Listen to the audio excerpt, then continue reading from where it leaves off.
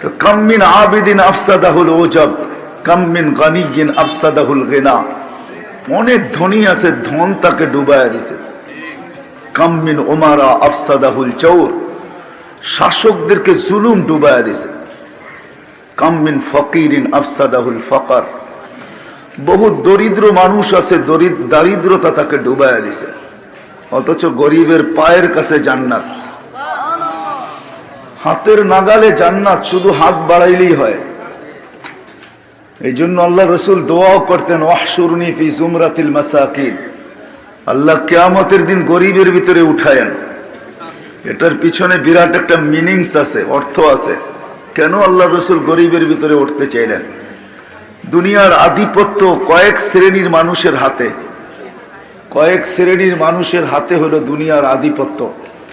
কিয়ামতের আধিপত্য দিয়েছেন আল্লাহ গরিবদের হাতে। কিয়ামতের বাদশা গরিব। এই জন্য আল্লাহ গরিবের মাঝে, আল্লাহ রসুল গরিবের মাঝে উঠতে চাইছেন। রওয়ায়াত নিয়ে আসতেছি, কিয়ামতের দিন গরিবদেরকে, এই এলাকায় এই মজমায় যদি গরিব থাকে, সে ভাবতে পারে দেহটা ছাড়া তো আল্লাহ আমাকে কিছুই দেন নাই, আমিও মাইনা নিব, দেহটা ছাড়া আপনাকে আল্লাহ কিছুই দেয় নাই।